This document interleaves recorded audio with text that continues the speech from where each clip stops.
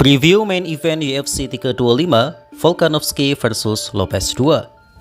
UFC 324 telah terlaksana dengan sukses yang menurut media telah sangat menguntungkan dari sisi fight dan bisnis.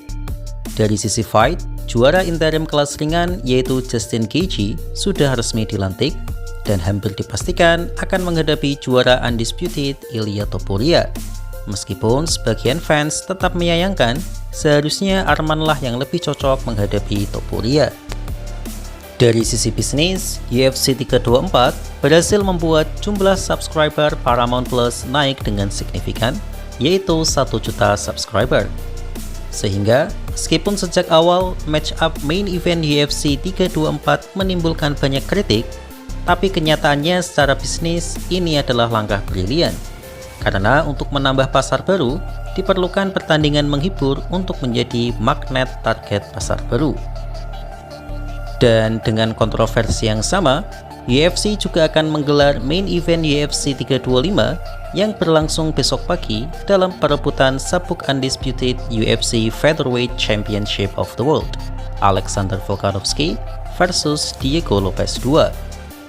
Sama seperti Gaethje versus Pimblet, match up Volkanovski versus Lopez 2 juga mendapatkan banyak kritikan tajam oleh para analis dan media, karena mereka menganggap Diego Lopez seharusnya belum layak untuk kembali memperebutkan sabuk.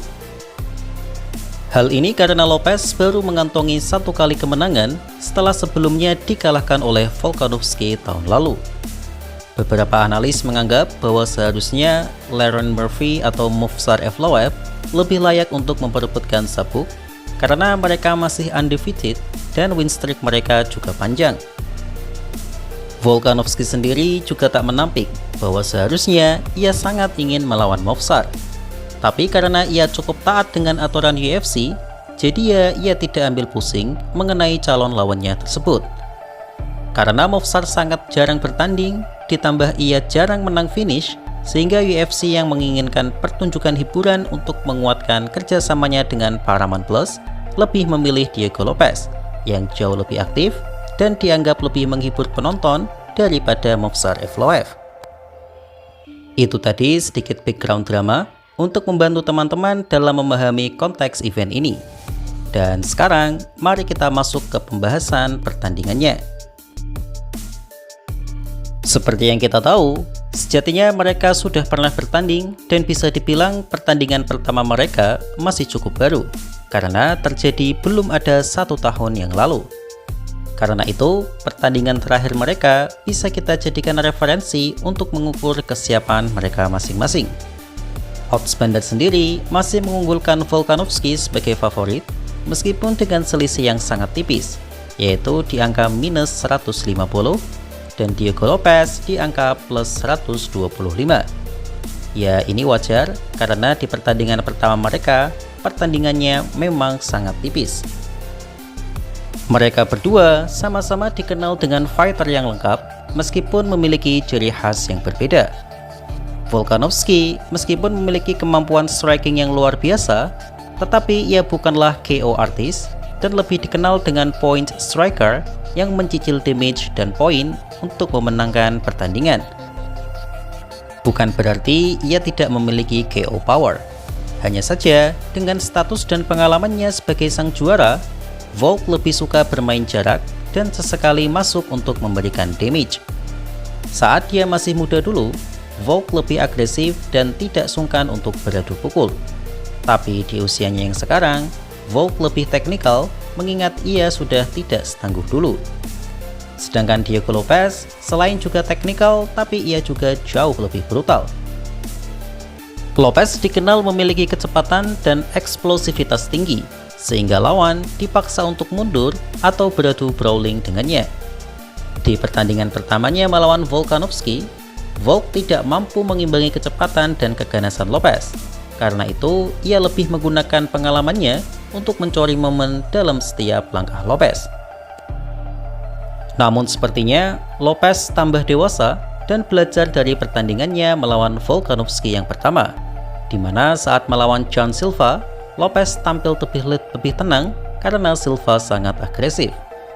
Dan memanfaatkan agresivitas itu, Lopez berhasil mendaratkan spinning elbow cantik yang berhasil menumbangkan Silva.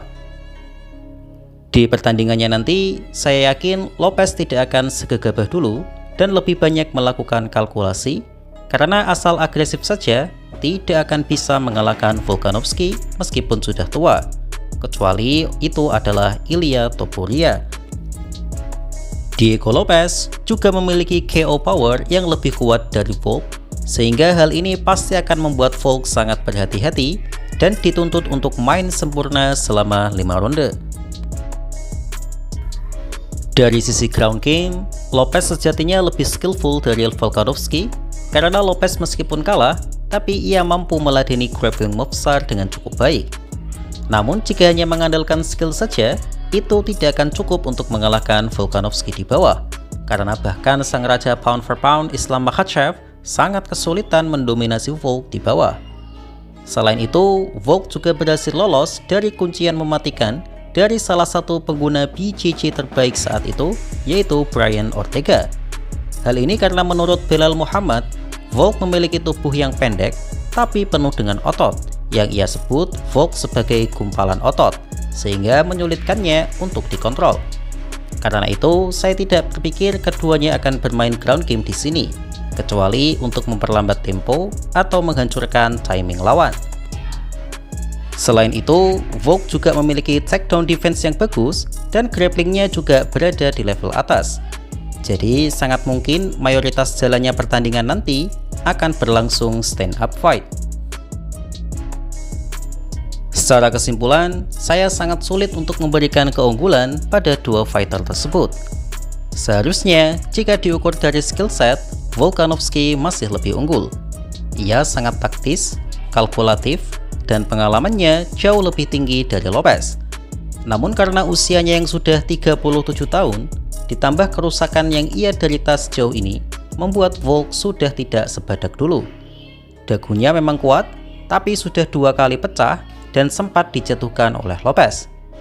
Durability-nya juga sudah sangat menurun. Di dunia MMA, usia memang tidak bisa bohong, dan contoh paling dekat adalah pertandingan kemarin, yaitu Justin Gaethje yang tampil sangat jauh dari masa primanya. Dan di aspek itu, Lopez memiliki keunggulan yang signifikan karena ia masih sangat kuat, durability-nya tinggi, dagunya masih sangat baja, dan kecepatan serta determinasinya sedang di masa puncaknya. Namun pengalamannya dan fight IQ-nya tentu masih menjadi kelemahan jika dibandingkan dengan petarung sekaliber Alexander Volkanovski. Karena itu, Bandar sudah sangat tepat untuk memberikan selisih tipis pada keduanya. Harapan saya, Volkanovski bisa melanjutkan tren legendarisnya, tapi saya sama sekali tidak kaget jika Diego Lopez yang menang. Kalau boleh jujur sih, dari sisi data saya cenderung sedikit mengunggulkan Lopez karena ia masih di masa primanya. Tapi hati kecil saya mendukung Volkanovski untuk menang dan berharap ia cepat pensiun. Karena saya tidak ingin sang The Great Alexander pensiun dalam keadaan tidak memegang sabuk. Jadi bagaimana menurut kalian?